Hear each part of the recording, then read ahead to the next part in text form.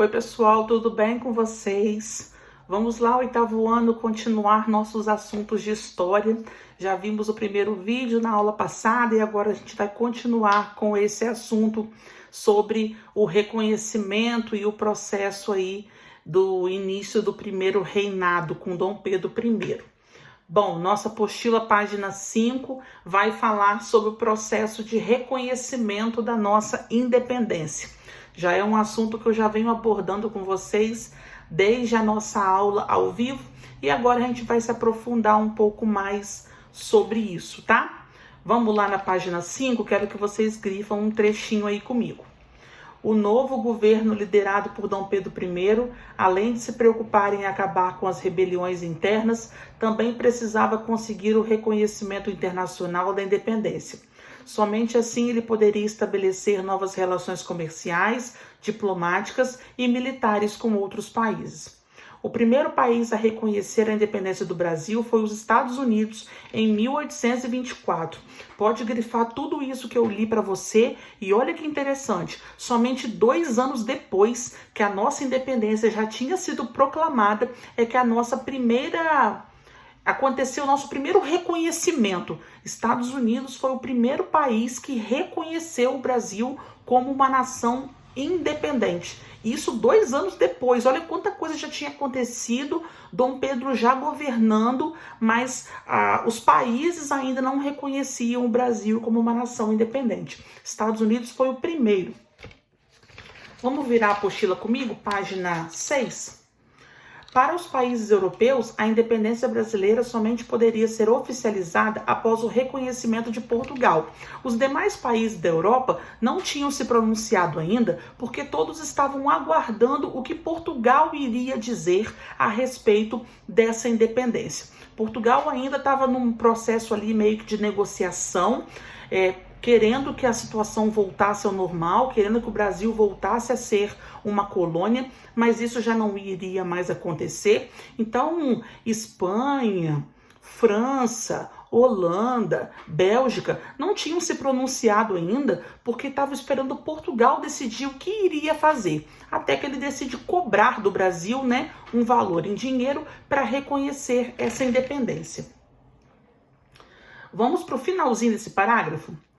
Após inúmeras negociações, Portugal finalmente concordou em reconhecer a independência, desde que recebesse uma indenização no valor de 2 milhões de libras esterlinas e Dom João VI fosse reconhecido como imperador perpétuo do Brasil. A Inglaterra se propôs a realizar um empréstimo desse valor ao Brasil, porém exigiu que o governo brasileiro se comprometesse a tomar medidas para acabar com a escravidão. Nós já abordamos sobre esse assunto na nossa aula ao vivo no final do bimestre passado.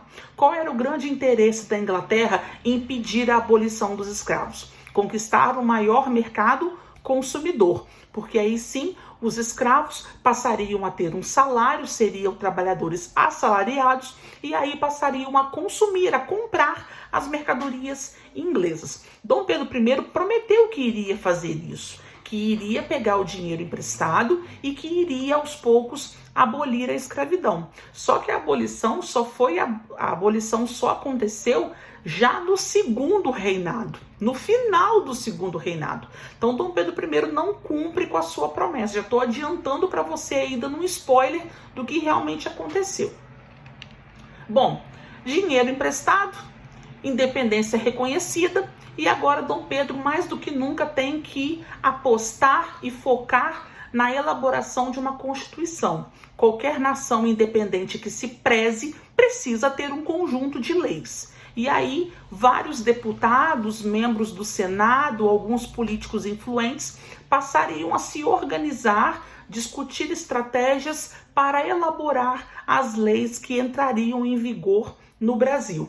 Como eu já adiantei para vocês, a informação na videoaula passada, a nossa primeira Constituição ficou pronta em 1824, mas foi um processo muito turbulento, muitas brigas, inclusive bate-bocas, para que essa Constituição ficasse pronta. Mas por que tantas brigas? Lembra que eu comentei com vocês que tinha o grupo chamado portugueses, que queriam ampliar os poderes do imperador, porque para eles não fazia diferença, eles iam ser um grupo privilegiado, e tinha aquele grupo chamado dos brasileiros, que queria limitar os poderes do imperador? Pois é, membros desses dois grupos fizeram parte dessas assembleias para elaborar a Constituição. Então ali você imagina que cada um dando a sua opinião, cada um metendo o seu pitaco ali, o negócio não foi uma situação muito fácil de se resolver. Inclusive, Dom Pedro teve que dissolver a Assembleia várias vezes. Nós vamos falar sobre esse processo, então, de elaboração da nossa Constituição, tá? Vamos lá na página 6. A elaboração de uma Constituição para o Brasil era um fator indispensável ao funcionamento do novo país. Assim, foram eleitos 100 senadores para representar os interesses das suas províncias na Assembleia Constituinte. As províncias, gente, nada mais é do que os estados que a gente está acostumado a chamar hoje. Na época, eles chamavam de províncias. Dom Pedro havia jurado obedecer à Constituição se ela fosse digna dele e do Brasil. Entretanto, o projeto constitucional elaborado apresentava características liberais. Entre os senadores, a maioria votou a favor de que os poderes de Dom Pedro fossem limitados. Dom Pedro, obviamente, não gostou, porque ele queria governar com plenos poderes. Então você começa a perceber que Dom Pedro já não é tanto esse herói que muita gente já imagina. Ele começa a colocar as asinhas de fora e mostrar que realmente ele tem interesses aí em governar o Brasil com plenos poderes. Vamos mais para baixo? A esse projeto colocavam-se contrários alguns membros da Constituinte e o próprio imperador, que desejavam um governo centralizado na sua própria figura, com amplos poderes. Os defensores do primeiro projeto receberam o nome de Partido Brasileiro, e os projetos que apoiavam a centralização do poder de Dom Pedro era chamado de Partido Português. Então vai ter essa disputa aí ao longo de todo o governo, tá? Nós voltamos a falar sobre isso já já.